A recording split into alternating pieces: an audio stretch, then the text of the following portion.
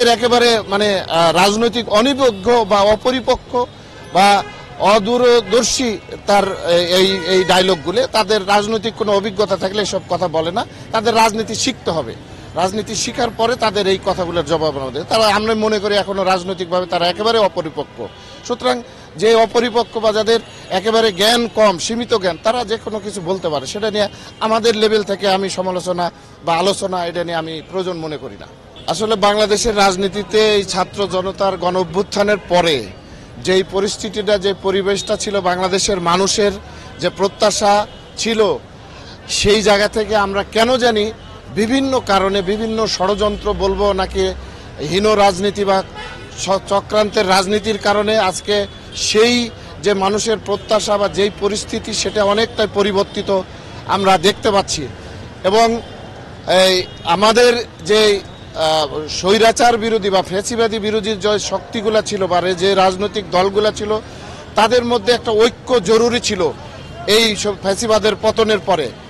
কিন্তু কোনো রাজনৈতিক স্বার্থ কিংবা কোনো ব্যক্তি স্বার্থ বা গোষ্ঠী স্বার্থের কারণে আমাদের এই রাজনৈতিক দলগুলোর মধ্যে আমরা একটু দূরত্ব দেখতে পাচ্ছি।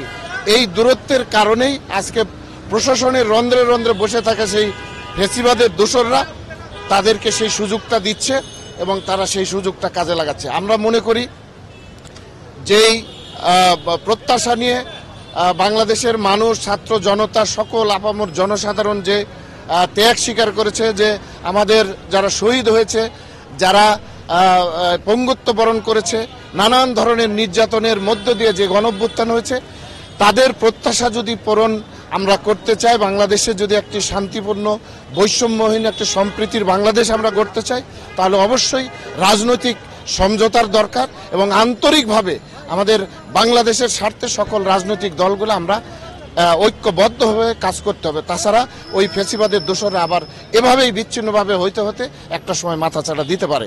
আমরা আশা করব এটি যেন না ঘটে। আমি উদাত্ত আহ্বান জানাবো রাজনৈতিক দলের সিনিয়র নেতৃবৃন্দর কাছে, তারা যেন ঐক্যবদ্ধ একটা অবস্থান এনে ফ্যাসিবাদের বিরুদ্ধে আবার আমাদের সেই শক্তিকে কাজে লাগাই। এটি আমার আজকের দিনে না, সেটা থাকতে পারে, সেটা আমার ওইভাবে তথ্য উপাত্ত ভিত্তিক আমার জানা নেই।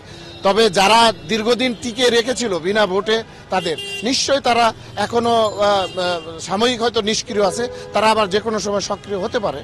আমি মোহাম্মদ আব্দুল মতিন, বাংলাদেশ জাতীয়তাবাদী দল জাতীয় নির্বাহী কমিটির সদস্য এবং জাতীয়তাবাদী ছাত্রদল ঢাকা বিশ্ববিদ্যালয় শাখার সাবেক আহ্বায়ক।